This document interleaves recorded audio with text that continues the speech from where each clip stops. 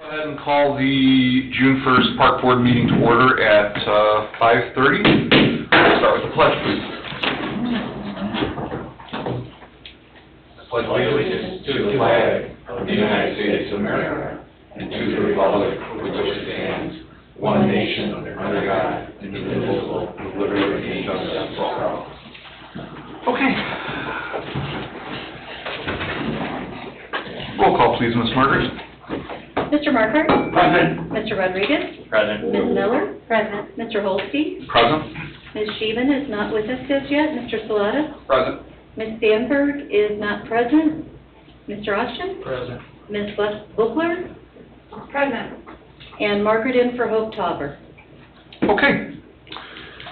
On the consent agenda, we have minutes for the May 4th, 2023 meeting.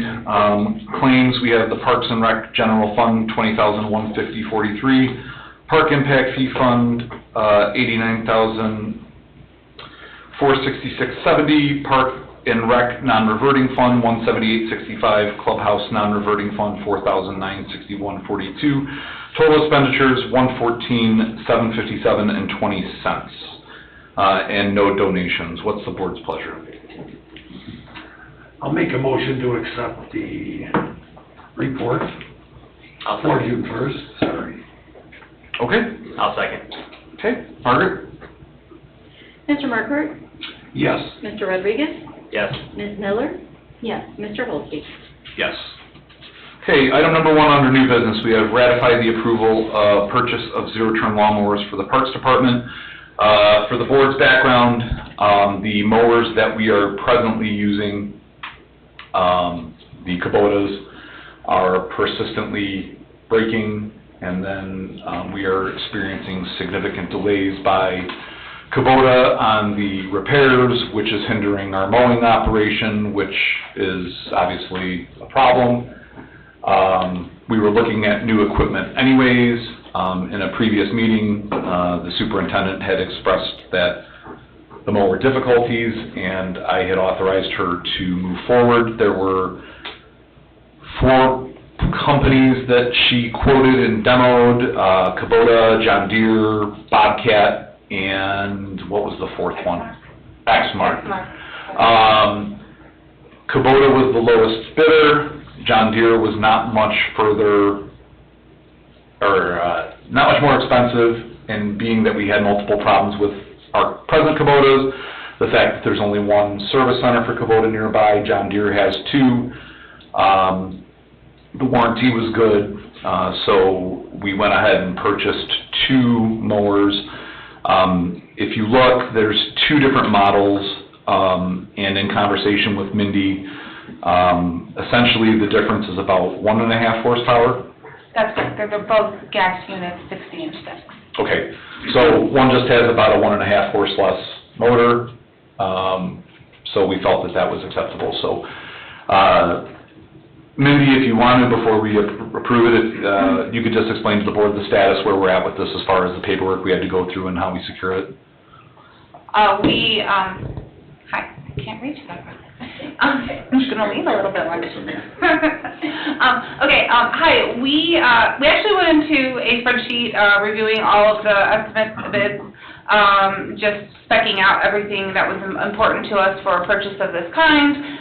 We went through the proper procedures of Sourcewell, which is cooperative purchasing, provided all that information, and we have the order placed with John Deere, expecting equipment arrival hopefully within the next 2 weeks.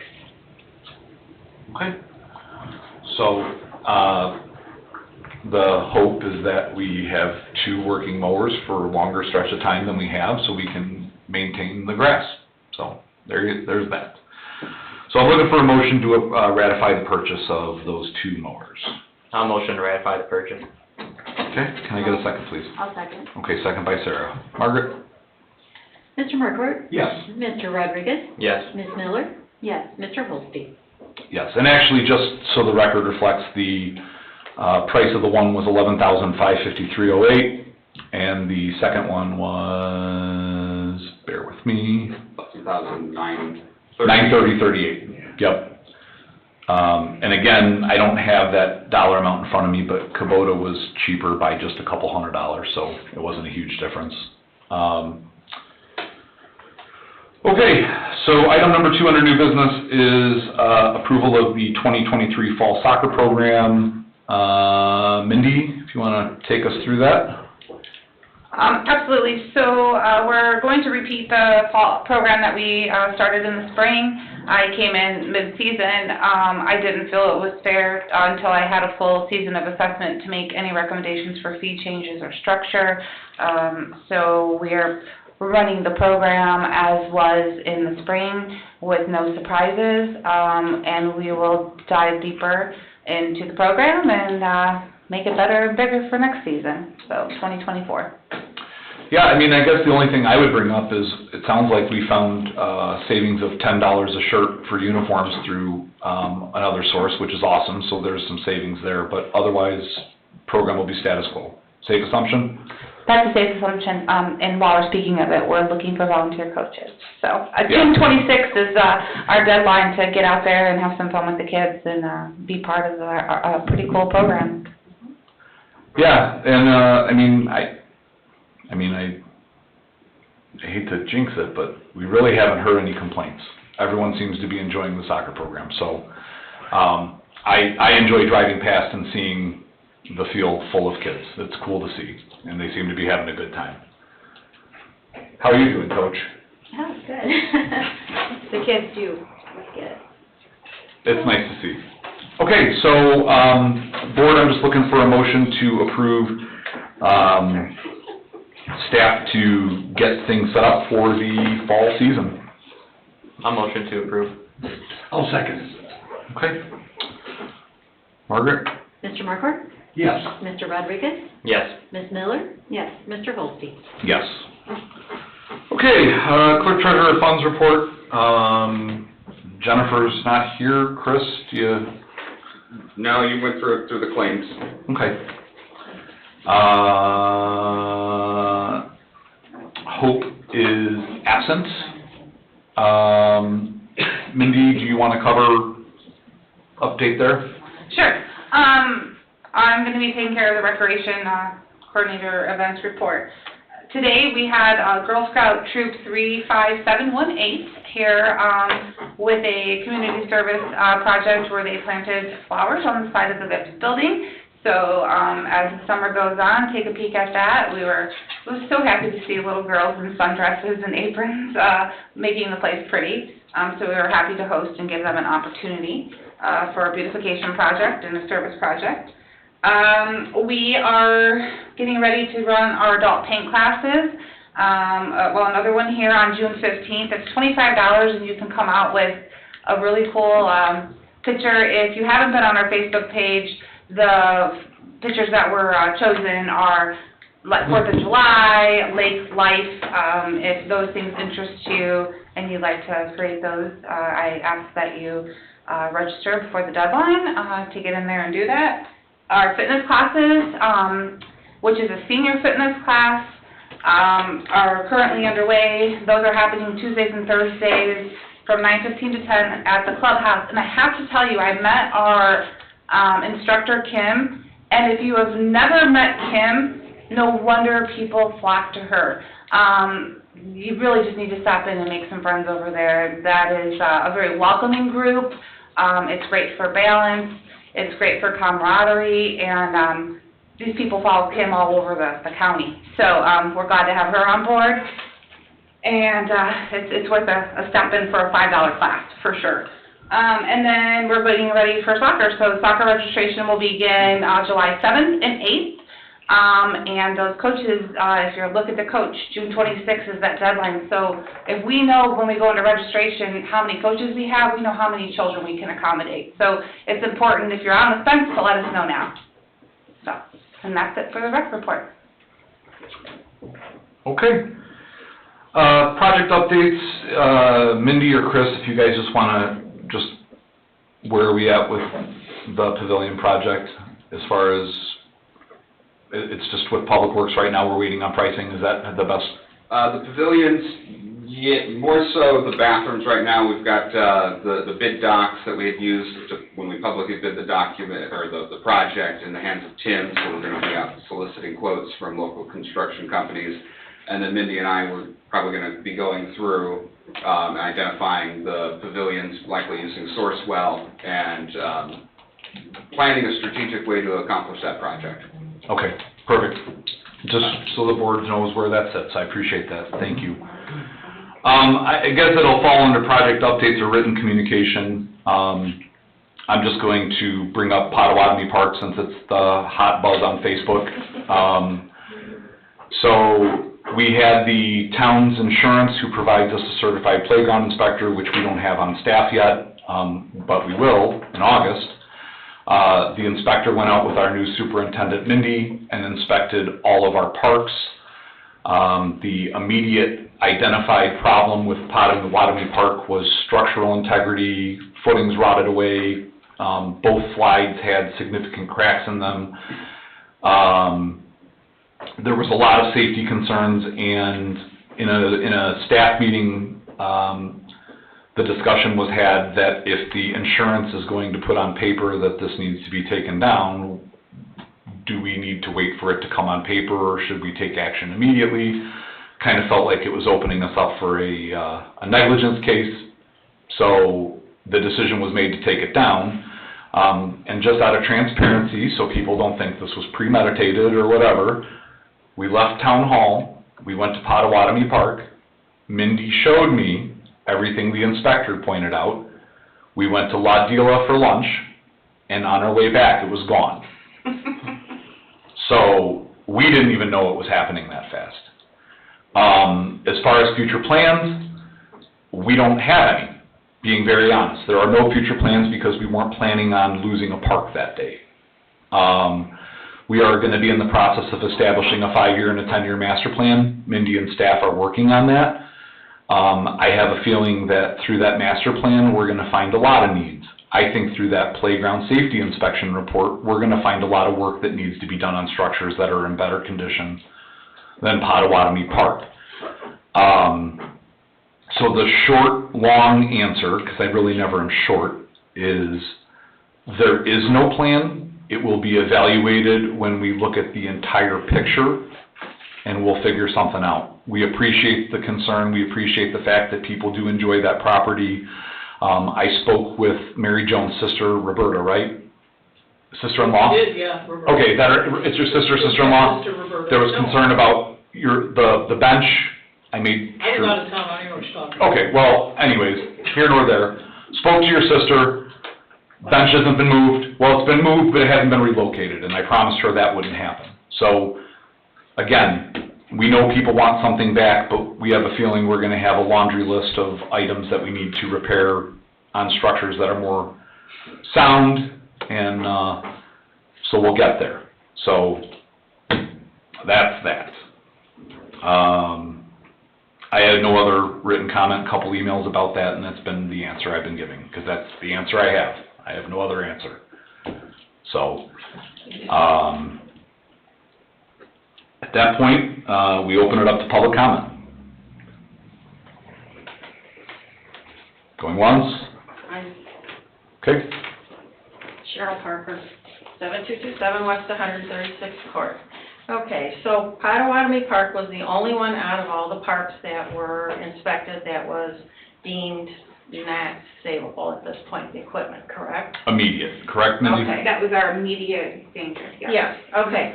So the town actually owns all of the parks. There was an affidavit in 2011 when the park district was dissolved and the town took over all of the parks.